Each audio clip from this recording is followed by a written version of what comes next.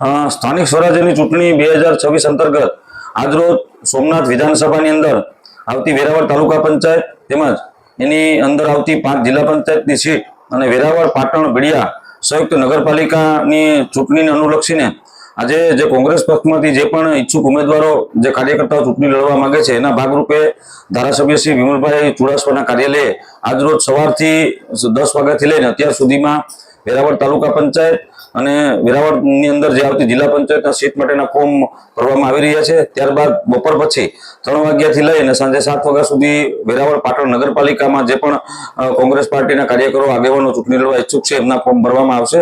અને તમે સવારના જોઈ રહ્યા છો કે કાર્યકરોમાં આગેવાનોમાં ખૂબ મોટો ઉત્સાહ છે। તમે પણ જાણો છો કે ઘણા સમયથી આ તાલુકા જિલ્લા પંચાયતમાં ભારતીય જનતા પાર્ટીનું શાસન છે અને સમગ્ર ગુજરાતમાં પ્રજા એમના શાસનથી જ્યારે ત્રાહિમામ હોય ત્યારે મતદારોમાં પણ ઉત્સાહ છે અને કાર્યકર્તાઓ ખૂબ મોટી સંખ્યામાં ઉમટી રહ્યા છે।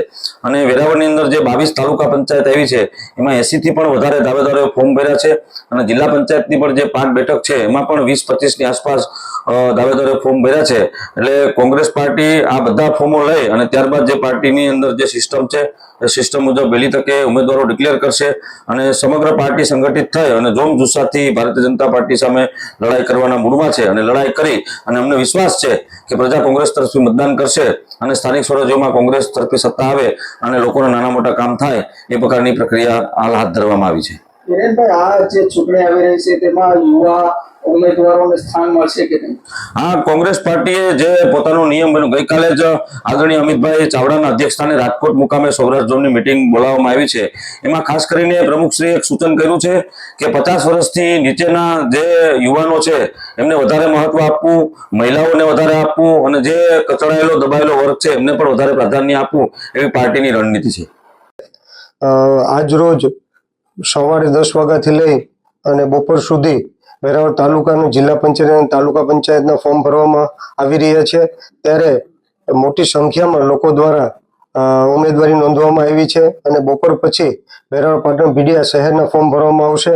એટલે સમગ્ર આજ પૂરો દિવસ વેરાવળ તાલુકા અને વેરાવળ શહેરના જે આ ચૂંટણીમાં જે નગરપાલિકાની ચૂંટણી હોય કે તાલુકા પંચાયત કે જિલ્લા પંચાયતની ચૂંટણી હોય એમાં જે ઉમેદવારી નોંધ કરવા માંગતા હોય એના ફોર્મ ભરવામાં આવી રહ્યા છે અને મોટી સંખ્યામાં ફોર્મ ભરી રહ્યા છે। કારણ કે થોડાક દિવસો પહેલા વેરાવળ તાલુકાના ઓબીસી અને આમ આદમી પાર્ટી પણ કોંગ્રેસ પાર્ટીમાં જોડાયા। પરમ દિવસે 30 જેટલા કાર્યકરો જે વેરાવળ પાટણ ભીડિયા શહેરના સ્વપ્રભારી આમ આદમી પાર્ટીના અને 30 કાર્યકરો સાથે પણ કોંગ્રેસ પાર્ટીમાં જોડાયા। ત્યારે મોટી સંખ્યામાં કોંગ્રેસ પાર્ટીની અને મારી કામગીરી જોઈ અને મોટી સંખ્યામાં બીજી પાર્ટીના લોકો જોડાઈ રહ્યા છે।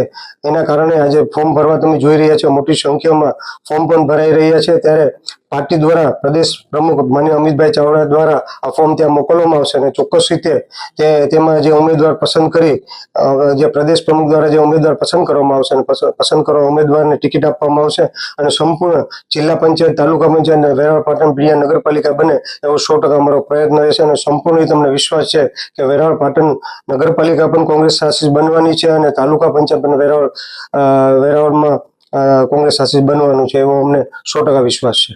જે વિમલભાઈ, યુવાનોને સ્થાન મળશે કે નહીં ઉમેદવારી?